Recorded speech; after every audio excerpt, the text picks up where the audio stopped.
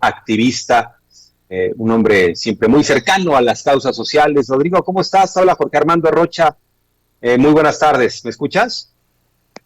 Jorge Armando, ¿qué tal? Muy buenas tardes. Un gusto saludarte para platicar de este tema, como siempre. Igualmente, estimado Rodrigo, pues escribiste un artículo sobre el tráfico de armas de Estados Unidos a México, un artículo oportuno porque tiene que ver precisamente con la acción que ha hecho el gobierno mexicano, el Estado mexicano, una demanda en contra de los fabricantes de armas porque han llenado nuestro país de armas de alto poder dirigidas al mercado de los narcotraficantes y del crimen organizado en general. Y mientras se han llenado los bolsillos de dinero, pues aquí hemos puesto los muertos, hemos puesto la sangre. ¿Qué te parece esta demanda, Rodrigo? ¿Y qué nos puedes decir en torno a este asunto en general? Yo creo que responsabilizar a los fabricantes de armas por la violencia que hay en México, en primer lugar, es algo que ya ha sucedido en el pasado, pero de manera distinta, y que hacerlo con Estados Unidos implica un cambio fundamental en la política exterior mexicana. En primer lugar, si vamos al pasado, podemos recordar que la manufacturera alemana Heckler & Koch fue multada por el rol que jugaron las armas que fueron traficadas ilegalmente en contra de una prohibición expresa del gobierno alemán de no vender armas a zonas en conflicto, por el papel que jugaron estas armas en la desaparición forzada y el asesinato de los estudiantes de la normal rural de Ayotzinapa. El hacerlo ahora, respecto de la superpotencia con la que compartimos una frontera altamente porosa, tiene dos implicaciones importantes.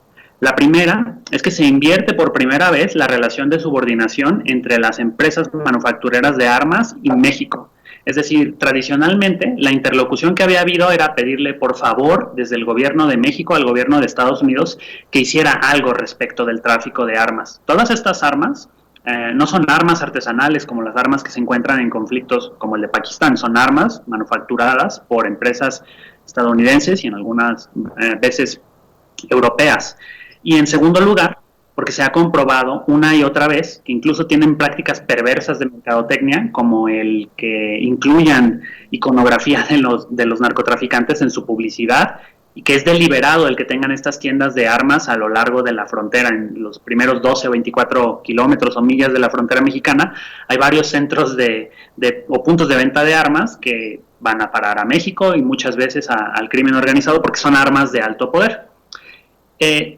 ¿A qué cambio me refiero, mi estimado Jorge Armando? En vez de pedirle al gobierno de Estados Unidos que haga algo, el gobierno mexicano por primera vez está utilizando el sistema legal estadounidense para hacer responsable no al gobierno estadounidense, sino a los entes privados, que son estas empresas, como los generadores de violencia por excelencia en nuestro país. Y eso es un paso valiente, porque seguramente va a haber molestado a muchos intereses económicos en Estados Unidos.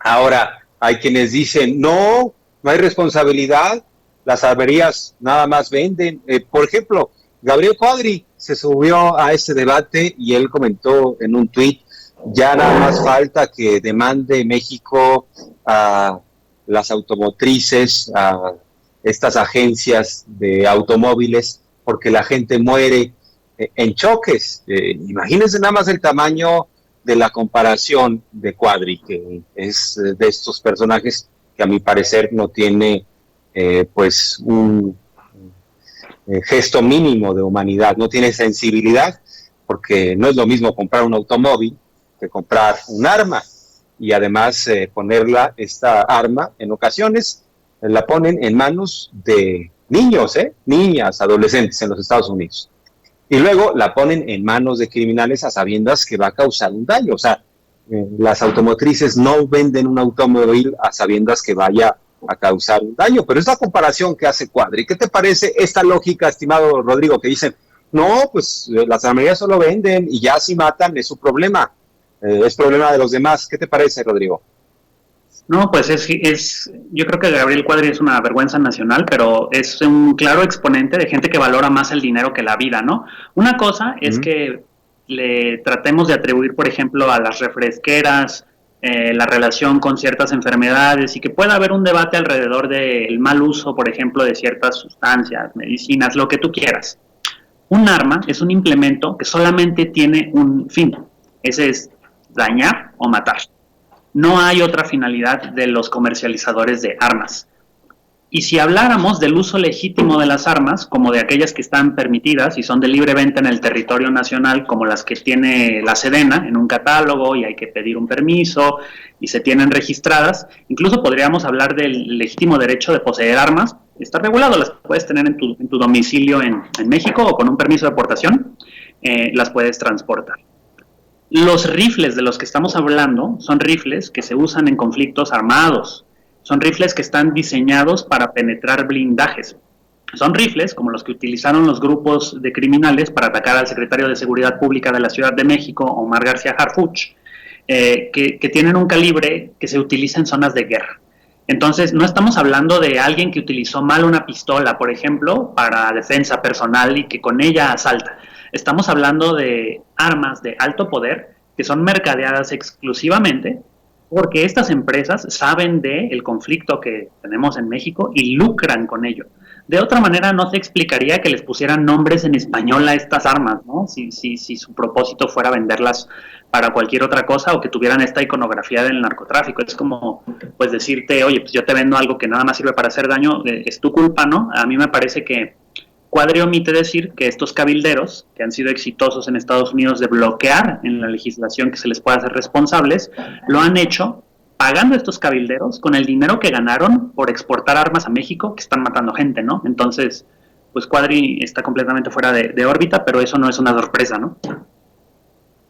Así es, estimado Rodrigo. Ahora, hay por una parte en esta demanda, que es de carácter civil en los Estados Unidos, pues la posibilidad de que se cuantifiquen los daños y que incluso estos fabricantes de armas tengan que darle millones de dólares al Estado mexicano, que desde mi punto de vista es lo de menos, el aspecto monetario, pero bueno, les va a doler en todo caso.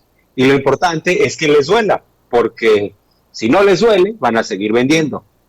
Pero también, ¿qué te parece el mensaje? Porque eso tiene un aspecto cuantitativo y un aspecto cualitativo. La primera vez, ya lo decías, que el Estado mexicano es la primera vez que demanda a estas armerías, o sea, que se pasa del discurso a la acción.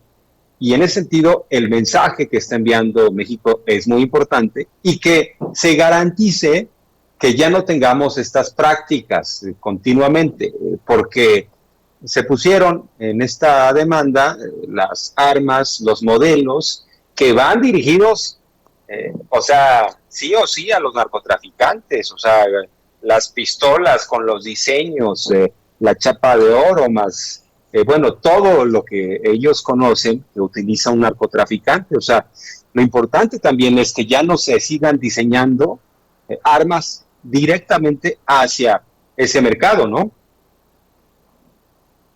Y por supuesto que vale la pena hablar de lo que tú dices, ¿no? Que la sanción sea económica probablemente para un país con un gobierno mucho más humanista que el anterior, o humanista, porque el anterior no lo era, pase a segundo plano. Pero si tenemos en cuenta que estas empresas solamente viven para el lucro y el beneficio económico, la sanción económica les va a ser especialmente dolorosa. Y aparte, como parte de la política exterior mexicana, siempre hemos sido respetuosos de la soberanía de otros países. Si los estadounidenses quieren permitir rifles de alto poder en su país y que la gente se pueda pasear en la calle con ellos, pues es algo triste y algo con lo que no vamos a estar de acuerdo, pero que lo hagan, ¿no? Más bien lo que queremos hacer, o lo que el gobierno mexicano pretende hacer, es inhibir el comercio de estas armas, por ejemplo, en los estados fronterizos. Es hacer el tráfico de estas armas hacia México mucho más difícil, o si no imposible, e indirectamente también, porque nuestros pueblos están vinculados y hermanados, puede tener el efecto positivo de que sea más difícil para la gente adquirir un rifle de alto poder, como los que tradicionalmente se han utilizado en los tristísimos eventos de tiroteos masivos, que incluso en el caso de uno de los más recientes, pues cobró de víctimas a varios mexicanos y mexicanas, ¿no? Entonces, esto es un beneficio neto de ambos lados de la frontera y puede que ayude a la administración estadounidense a quitar este componente de la legislación que protege a las manufactureras de armas de cualquier daño, de cualquier responsabilidad, más bien, sobre el daño que están causando. Así es, estimado Rodrigo. Y por cierto, tú que eres muy sensible a los temas, ¿qué te parece esto del berrinche que están haciendo algunos con lo de Tianguis Bienestar? Que se trata de una iniciativa del gobierno en la cual se va a entregar las mercancías confiscadas, fundamentalmente ropa y calzado, en lugar de quemar la ropa, en lugar de destruir todo eso. Además, dice el gobierno, nos cuesta tenerlo en bodegas, luego incinerarlo, y además hay que pagar la renta de esas bodegas. Ya me imagino cuántas naves industriales deben de tener de ropa decomisada. En lugar de que se pase a ese escenario, se entrega directamente a la población más pobre.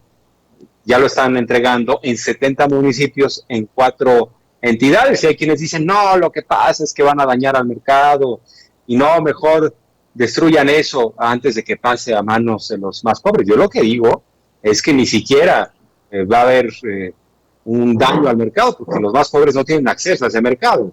No es una cosa o la otra, no es que la vayan a comprar en un centro comercial, no tienen acceso al centro comercial, sino es tener acceso a lo que el Estado tiene obligación en cierto sentido, que es darle dignidad a sus pobladores y sobre todo a los más marginados. ¿Qué te parece esta idea? Y sobre todo la reacción de algunos que están muy enojados. ¿Cómo es posible que el señor López mejor saquen el garrote y destruyan eso y todo lo que tenga que ver con la economía popular está mal? No, ni lo intenten. Ellos simplemente están en esa narrativa. ¿Qué te parece, estimado Rodrigo? Pues hay que ponderar, ¿no? Si, por ejemplo, hablamos de daño, de propiedad intelectual, el daño estuvo hecho en el momento en que, por ejemplo, esa ropa fue tal vez falsificada y el daño al fisco o a la hacienda mexicana se hizo cuando esas mercancías ingresaron sin pagar impuestos. Es decir, el daño no es reversible. Lo que hay que hacer ahora es apalancar ese tipo de mercancías que ingresaron ilegalmente al país y ponerlas en una balanza respecto de la población que tiene carencias. Y me parece que ahí el cálculo de beneficio es indudable. El tener estas demostraciones de poder y estas demostraciones de no sé qué, de quemar y destruir esta mercancía, procuraban enviar un mensaje, pues como para que los que trafican mercancías no lo hicieran y vieran que pues está muy fregón lo que hace el gobierno y que tiene mano dura, ¿no? Pero a mí me parece que lo que está haciendo el presidente en términos de purgar las redes de corrupción que existen de estas mafias y de formalizar a quienes comercian con esta mercancía es mucho más valioso para evitar el tráfico de fayuca, como le conocen, que simplemente pues, quemarlas ahí o destruirlas, y aparte que incluso estén incurriendo en un costo. Y quienes ponderan más el valor de la propiedad intelectual de una mercancía sobre el valor de la vida humana, también tienen que tal vez pensar 2 veces en qué están poniendo el acento. Este gobierno indudablemente va a hacer todo lo que esté en sus manos para que los que se han quedado atrás y afuera históricamente tengan un estándar mínimo de vida, y esta donación de mercancías y este tianguis del bienestar es solamente una de varias políticas que se está haciendo ahí, ¿no? Sería tan envidioso como poder tener en una vitrina comida y preferir que se eche a perder que regalársela a alguien solamente porque ya se pagó y que no estamos incurriendo en el pago de esa comida, ¿no? A mí me parece ridículo y es una buena iniciativa que ojalá continúe hasta que cada una de esas bodegas se vacíe y que la gente tenga acceso a vivienda y ropa digna, ¿no? Así es, estimado Rodrigo, como siempre, un placer conversar contigo. Estamos en comunicación permanente. Gracias por la entrevista y muy buenas tardes. Buen fin de semana, Rodrigo. Buenas tardes, Armando. Un saludo a ti y a toda tu audiencia. Hasta luego. Gracias. Igualmente, Rodrigo Cornejo, activista, lo conocen bien. Y bueno,